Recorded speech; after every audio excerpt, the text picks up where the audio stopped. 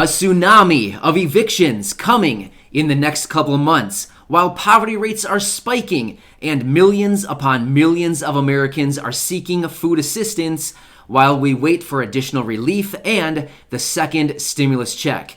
Hey, you may want to watch this video all the way to the end just to hear the numbers I'm about to share with you. This is actually pretty scary. But hey everyone, my name is Matt. Welcome back to another video. I hope you're having a nice day and doing well during this difficult time. As always, I'm here for you. I'm your daily advocate. And I wanted to bring this video to you because it's actually pretty scary. I was doing all this research and came across all these numbers and thought, wow, I want to share this with everybody just because we are in a desperate, dire situation and everybody needs additional relief. I think with these numbers I'm about to share with you, you're going to see the actual situation that we are facing in this country while people over in Congress continue to waste time. Anyway, let's get right into it. Hey, if you're new here, like I just said, my name is Matt. Welcome to the channel. Thank you so much for your support, and please be sure to hit the subscribe button down below. If you're returning, thank you so much for your continued support and friendship. I'd really love connecting with all of you, and it's so great to see you here once again. Let's get right into these scary numbers, and I'll kind of walk you through this. But as always, I always say this, I want to say it again, but I'm here for you. Truly, I am. That's why I continue to come back, sometimes multiple times a day with my videos, just showing you guys I'm still here for you no matter what. So let's get right into it and talk about it. Back on September 1st, there was an executive order signed by President Trump banning evictions through December 31st, 2020. It's estimated that at that time, $32 billion is going to be owed in back rent. That's a ton of money. Not only that, at that same time, if that eviction ban is allowed to expire on December 31st, 8 million people in this country face potential eviction on January 1st. Let me put this into perspective, just because I realize 8 million sounds like a lot, but let me put this into perspective. On an average year, 3.6 million people are evicted, okay? 3.6 million in an average year across the entire country over the course of the entire year, 3.6. We're facing 8 million people in January. More than double in 1 month.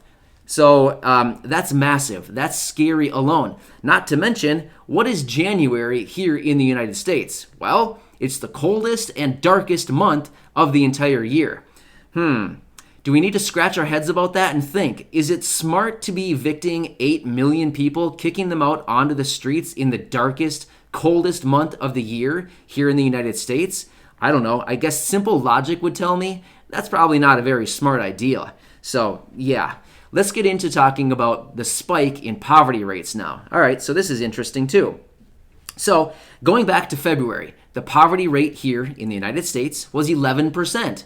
That seems pretty high to me. However, between February and May, it went from 11% down to 9.3%. Again, these are derived from private studies. This is not the official poverty rate as determined by the census. However, we won't get that real number for another year, so let's go off these private studies. Anyway, from 11% down to 9.3% in May. Well, guess what? From May to September, it spiked right back up to 11.1%.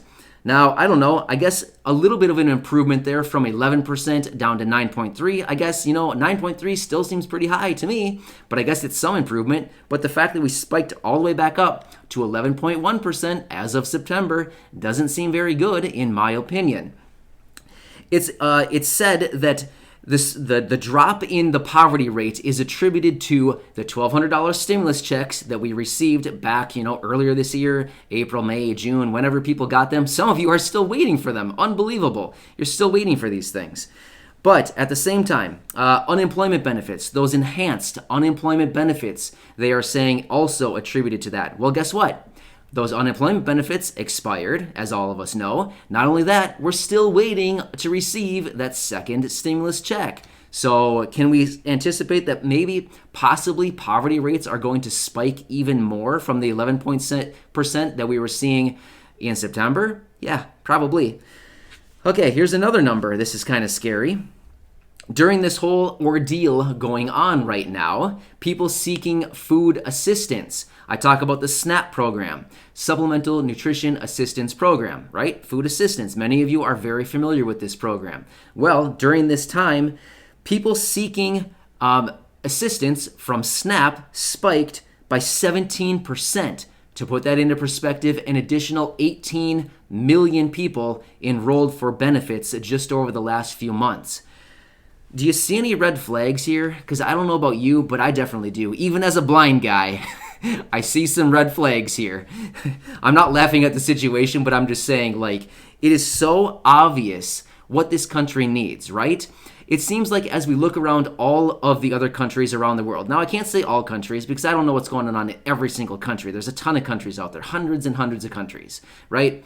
But as we look over into European countries, I almost said Canada, Canada. Sorry for all of you up in Canada. Canada, the European countries. They've been helping out their citizens. They've been giving them monthly stipends for months and months now. While in this country, it seems that they love to play this political game and decide that maybe they want to give additional relief and stimulus based on, who can stack the ballot boxes, things like that. So it's all just this big political game, which is actually really unfortunate. So anyway, I wanted to bring this dedicated video to you because I was looking through, as I always do, lots of research every day to bring you these videos on a daily basis, just to show you guys that I continue to look out for you. But I came across all this, and I wasn't going to make a video about all this, but I thought, you know what? This needs to be brought to the attention of whoever wants to watch this video. I hope a lot of you see this and are still watching this video because these numbers are literally staggering. I look at the eviction numbers, right? I keep looking at this. 8 million people potentially facing eviction in January. I feel like if there's going to be an epic fail on the part of the government in this whole situation, it's going to be this. Seriously, I realize everybody needs money. I realize everybody needs food. Of course, they're working incredibly slow. They may offer it. Who knows what? But I feel like if they're going to kick out 8 million people into the streets in January, that's going to be like the biggest epic fail in this country. I feel like that's going to be the worst thing. They talk about all these people that have been dying because of the virus. How about all the people that are going to freeze when they're out on the streets? Have you ever thought of that? Because I certainly have. I don't know where all of you guys live. I don't know where everybody here that you're listening, I don't know where you're located, but where I'm located, it's cold already. It's late October right now, and it's cold. In fact, just the other day, a couple days ago, we got like 6 inches of snow. This is crazy. Usually we don't have this much snow until like mid-December-ish at the earliest. Well, in December anyway. Here we are in late October, and we already have snow on the ground. In fact, right now, it's snowing, and it's like freezing rain business out there. I just opened up the door, and it's like nasty cold out there. So my point is, this is not cool. This needs to get some more attention. I want to throw one more thing down. I was going to make a dedicated video about this also, but I'm just going to mention it here briefly. I came across another article that talks about if you live in Compton, California, they're going to be giving their residents, 800 residents, 2 years of monthly stipend. Again, I don't know how much the money is going to be, but I figured I was going to make a dedicated video, but I thought there's probably only a handful of you out there living in Compton, if anybody. But anyway, yeah, check that out. It's a program. It was just announced the other day. 800 residents in Compton, California. They're going to be getting monthly stipends. It's just a monthly check for the next 2 years with no obligation. So sounds pretty cool to me. I mean, get on that if you're able to. Check it out. But anyway, I'll keep looking around. But the reason I wanted to mention that is because, as we saw many months ago, sometimes the states or cities even allow and offer some type of additional relief and stimulus.